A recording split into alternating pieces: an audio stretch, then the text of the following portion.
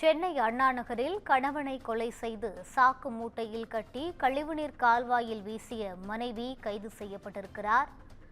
முன்னதாக சடலத்தை கைப்பற்றிய போலீசார் சிசிடிவி காட்சிகளை ஆய்வு செய்து மனைவி அம்பிகாவை கைது செய்தனர். இதுகுறித்த கூடுதல் விவரங்களோடு இணைகிறார் எமது செய்தியாளர் சுப்பிரமணியன். வணக்கம் சுப்பிரமணியன், முழு விவரங்களை பகிரலாம். சென்னை அண்ணா நகரில் கணவரை கொலை செய்து கழிவுநீர் கால்வாயில் வீசிய மனைவியை போலீசார் கைது செய்திருக்கிறார்கள். சென்னை அண்ணா நகர் கிழக்கு 29வது தெருவை சேர்ந்தவர் அம்பிகா. இவரது கணவரை இவர் கொலை செய்து சாக்கு மூட்டையில் கட்டி கால்வாயில் வீசியிருக்க சம்பவம் அதிர்ச்சியை ஏற்படுத்தியிருக்கிறது. அம்பிகா அதே பகுதியில் இருக்கக்கூடிய வீடுகளில் வீட்டு வேலை செய்து வருகிறார். அவருடைய கணவர் காவலாளியாக பணியாற்றி வருகிறார்.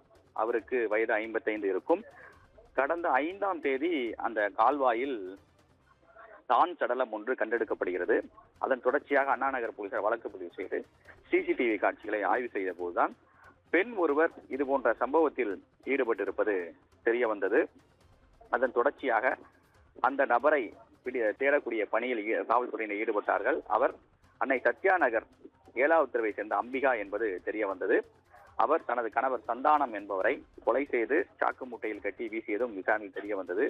எதற்காக இந்த கொலையை செய்தீர்கள் என்பது தொடர்பாக காவல்துறையினர் விசாரணை நடத்திய போது மது போதையில் சந்தானம் அடிக்கடி தன்னிடம் தகராறு செய்து வந்ததாகவும் கொடுமைப்படுத்தி வந்ததாகவும் அவர் விசாரணையில் தெரிவித்திருப்பதாக காவல்துறை தரப்பில் சொல்லப்பட்டிருக்கிறது.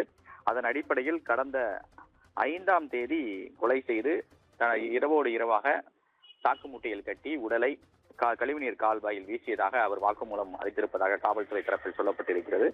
கைதான அம்பிகாவிடம் காவல்துறையினர் தொடர்ந்து விசாரணை மேற்கொண்டு வருகிறார்கள். அவரை நீதிமன்ற காவலுக்கு உட்படுத்துவதற்கான நடவடிக்கையிலும் போலீசார் ஈடுபட்டுக் கொண்டிருக்கிறார்கள். விவரங்களை வழங்கியமைக்கு நன்றி சுப்பிரமணியன்.